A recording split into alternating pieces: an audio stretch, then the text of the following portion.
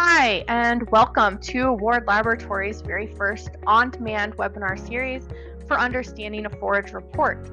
Today, we're going to be talking about how to understand a forage report for horses.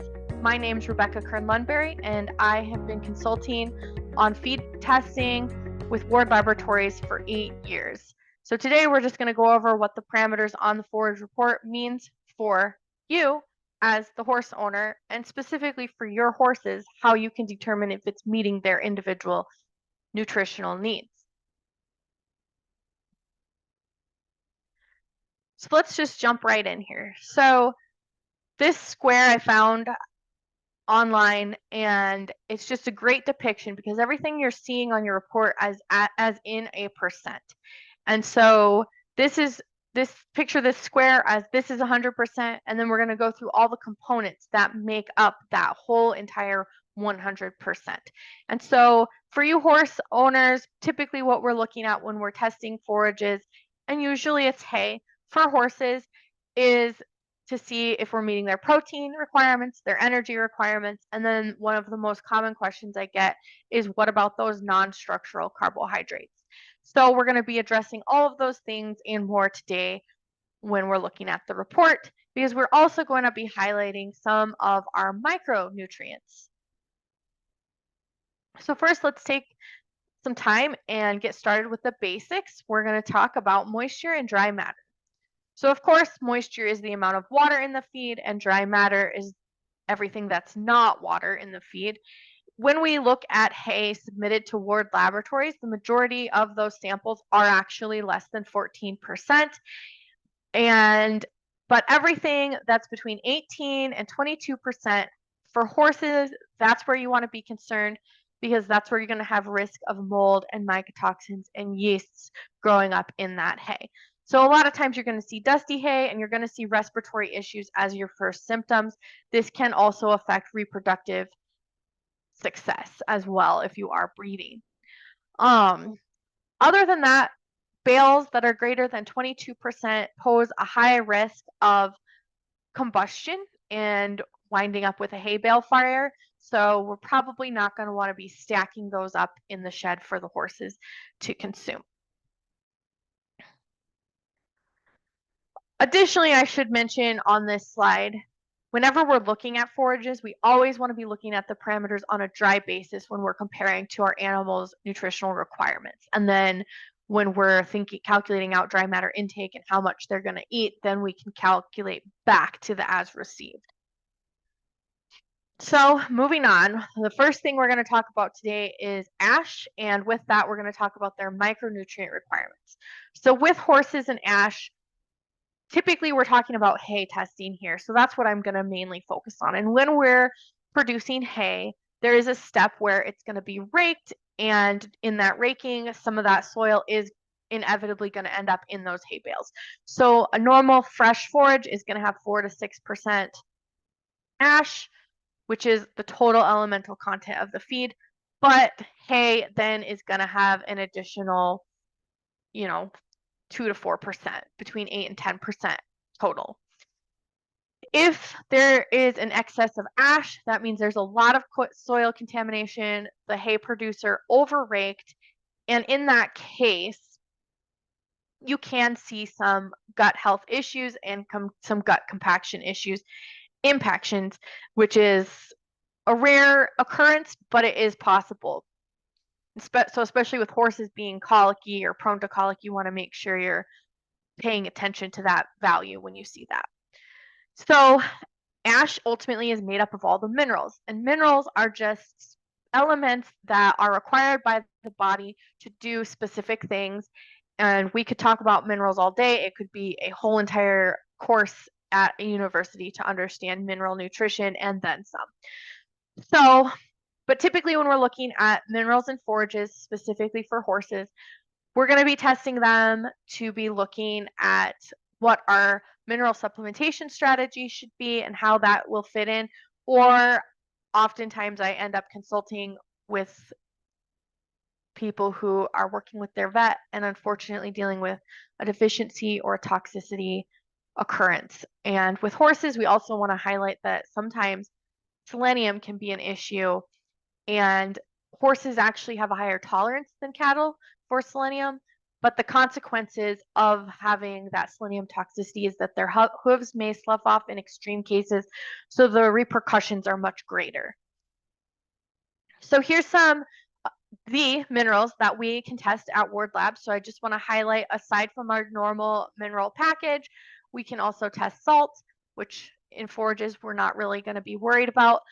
But again, in forages, we can, if you're in a high selenium area, we can test for selenium. If you're wondering about a supplement for selenium, I'm never going to recommend anything without first looking at the selenium in your forages first.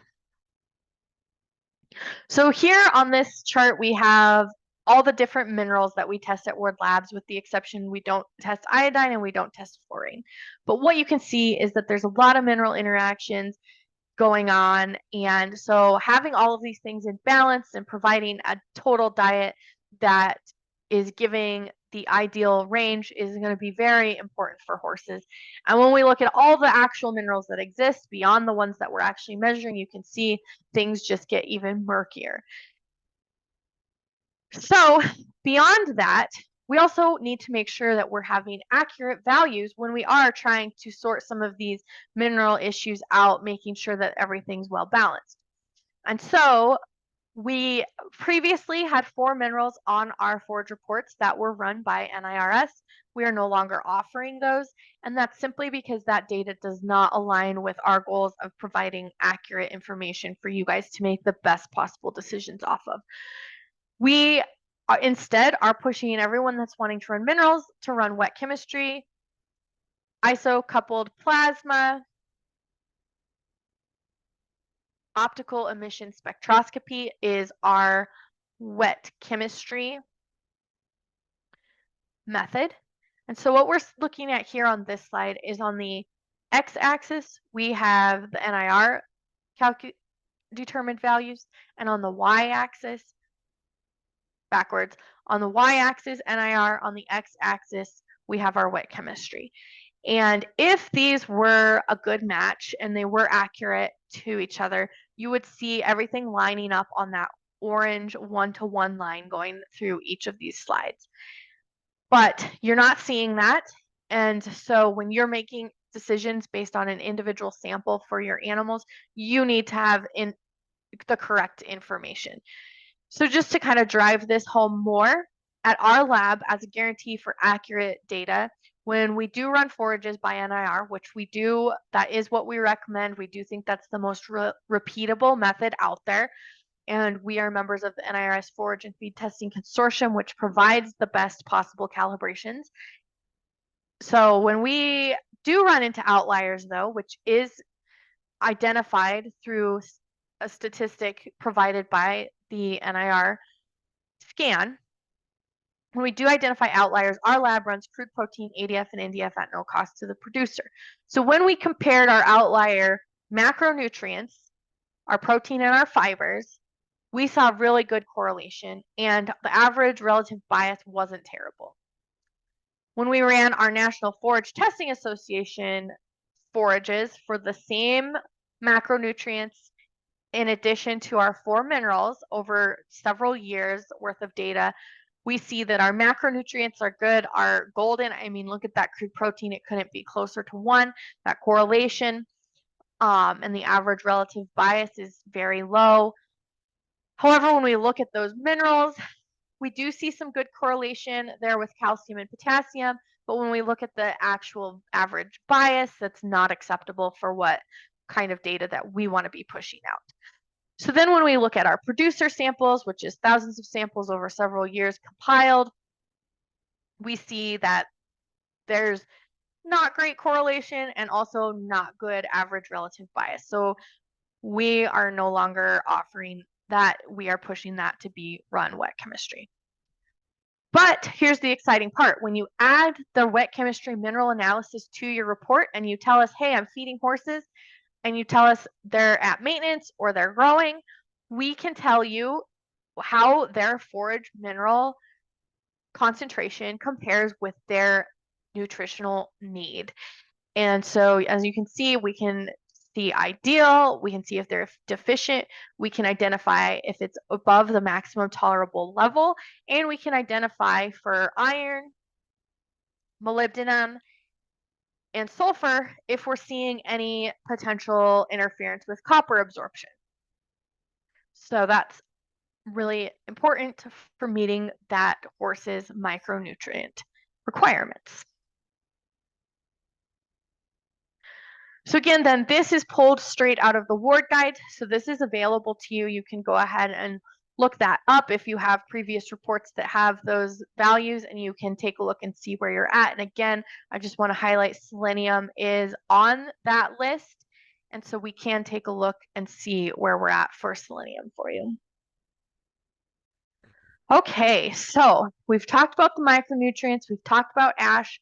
So now it's time to get into the real macronutrients. So first we're going to talk about fat, but fat is just a tiny fraction of the whole forage of itself, in and of itself. We're not going to be getting a lot of fat in our diets based on our forage. What we do need to know about fat, though, is that it's going to be good if we have a good quality forage, because that fat is going to be a carrier for fat-soluble vitamins. We know that quality forages are going to be one way to get some vitamin A into that animal, and then fat, of course, provides more energy than carbohydrates. Next, we're going to talk about crude protein. So when we're looking at the lab and we see that crude protein value, we're actually not looking at protein.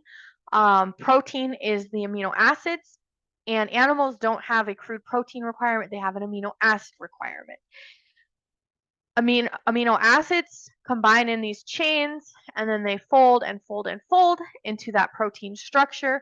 We're not actually measuring that protein structure when we're measuring crude protein. The emphasis is on the word crude. We're measuring that nitrogen, which is coming off of that amine group from those amino acids, the NH2. So the crude protein, we're measuring the nitrogen, multiplying by 6.25 to get a good estimation of crude protein. And then that's what we're comparing to the horse's requirement, because that's where we are currently with equine nutrition. So how are we going to do this? So we know on our forage report on a dry basis, we're going to have a crude protein at some certain percent. But how do I know what my horse needs? So the crude protein pound per day requirement can be calculated by using their body weight times the factor of 0.001441. So if I have a 1,000-pound horse, I'm going to multiply that, and that's going to get me the pounds of crude protein that horse is required per day. Well, that's still in pounds per day, so I can't directly compare that to my report. So then what I need to do is divide that number by her dry matter intake. Their dry matter intake is going to vary based on different aspects of the forage. So grass hay is going to be 1.5 to 2%, and this is going to depend on how fibrous that forage is. So if it's kind of an average grass hay, I typically would just use 1.8. If it's an alfalfa and it's high quality, it's going to be 2.5. If it's an average to a low quality alfalfa, I'm going to probably use 2. So then to determine her dry matter intake, that's as a percent of body weight. So I take 1,000 times 1.8 if she's consuming grass hay. And then that value, then I take my pounds per day that I calculated and I divide the 2. So this is where the consulting comes in. If you need help doing this, you can absolutely reach out to our lab. That's something that we will do. We can also, create calculations, put them on the bottom of the report, whatever you need is our request. Your request is what we do. We're here to serve you. Okay, so moving on from protein, and I should mention, I guess, before we move on, that's for maintenance. And so as that horse works, so you go on a trail ride, she's a rodeo horse, you do barrels with her, but otherwise it's mostly just standing around at maintenance. On those days, then you need to, of course, supplement with some grain that's going to be higher protein. And again, we'll talk about that again when we talk about energy requirements. So next we're going to talk about the non-fiber carbohydrates, and this is key for some horse nutrition, right? So the non-fiber carbohydrates is all of your soluble carbohydrates, your starch, your ethanol-soluble carbohydrates, and your water-soluble carbohydrates. So then we have this very important constituent, which is a calculated constituent, but it's very important for horses that are dealing with metabolic issues like laminitis or diabetes. They need those non-structural carbohydrates to be less than 10%. And on our new reports, if you let us know that you are feeding a horse, this will be a calculated value on your report, and it's simply starch plus water soluble carbs. Now, if you ever are reviewing one of your reports and you see that the ethanol soluble carbs is actually greater than the water soluble carbs, you might want to use that value instead. So you can just recalculate that by adding the starch and the ethanol soluble carbs together and making sure that that's also under 10%. Okay, so now let's get into the fibers. So the fibers, of course, are very important for our horses' gut health. So we do need some fibrous portions. That's part of them being a hindgut fermenter. So the first portion of the fiber, that's the indigestible and the slowly digestible portions of the feed, is NDF, amylase treated neutral detergent fiber. Hemicellulose, cellulose, and lignin is what makes this portion of the feed up. Lignin is the most indigestible portion of the feed, and the other two are slowly digestible. For horses, we don't want to see an NDF greater than 65%. We would like to optimally keep that below 65%. And of course, fiber is typically inversely related to the energy value in that forage. So if we're having a very athletic horse, we're going to want this value lower. If they're doing a lot of standing around in the pasture and they're older and they just need a little bit to keep them going, we probably want it closer to 60. Okay, so we covered NDF. Now let's take a look at ADF. So ADF is the least digestible portion of the feed. As you can see on this square, it is part of the NDF, the cellulose, and the lignin. And when we run ADF on other feed types, pectin also is included, but forages typically don't have a lot of pectin, at least not enough for it to be something we concern ourselves with. And then the lignin, of course, the higher the lignin, typically the higher than the ADF value. So for horses, we optimally want to keep this less than 45%.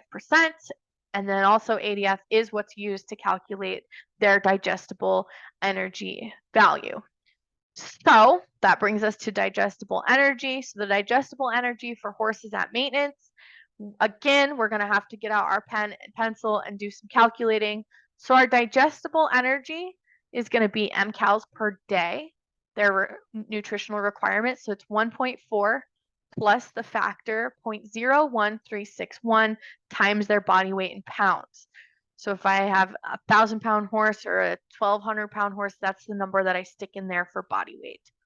And again, this just gets me to mcals per day. So just like with that crude protein, then we have to divide that number by their dry matter intake to get it into mcals per pound so that we can compare directly to our report. So the adjustments, again, with their energy will need to be made. This is the calculation for maintenance. There are adjustments that need to be made based on their workload and other physiological states, such as gestation or lactation. And in that case, when you are doing some, gestating, lactating, you should definitely be working with your vet or a nutritionist to make sure that they're getting the energy and the protein and all the nutrients that they need to support that reproductive cycle. And then when it comes to workload, you can reference the nutrient requirements for horses put out by the National Research Councils, and that can give you a good idea of how to adjust the diet accordingly. So then I just wanted to kind of show you guys, and this was from before we were kind of getting a lot of demand for horse hay, at least not that we knew of. So this is only 54 samples, and what you can see is the first box and whisker plot there. We've got maintenance required, and so this is for 54 samples. The majority of the samples are far exceeding the protein requirement. And then when you look at heavy work, the protein requirement doesn't move that much. So even at a heavy workload, the requirement, and this is assuming a 1,200-pound horse, as it says there on the screen, is always going to be still less than 10% crude protein. And then for digestible energy, though, you can see that that really varies, and that energy requirement, that's really where you're going to need to be supplementing with grain on days when they are working harder than what they're typically used to. And then, of course, the non-structural carbohydrates, and you can see over half of our samples do not meet the requirements needed for those, you know, horses dealing with diabetes or some other kind of laminitis or something like that.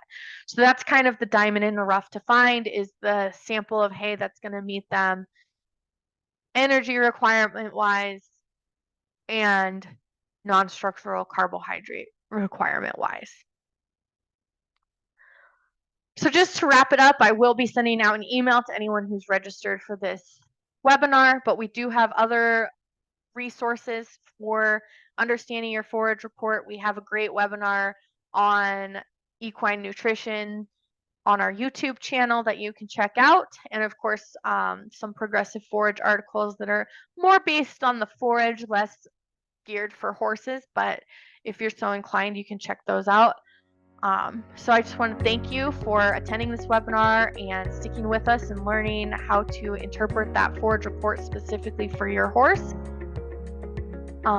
Feel free to contact me if you have any questions on anything covered in this webinar, or if you want some more information. It's rkern@wardlab.com. And with that, I would just like to plug that this is our first series of on-demand mini webinars.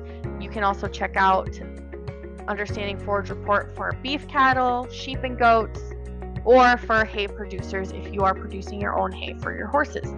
And so with that, thank you so much for attending our webinar.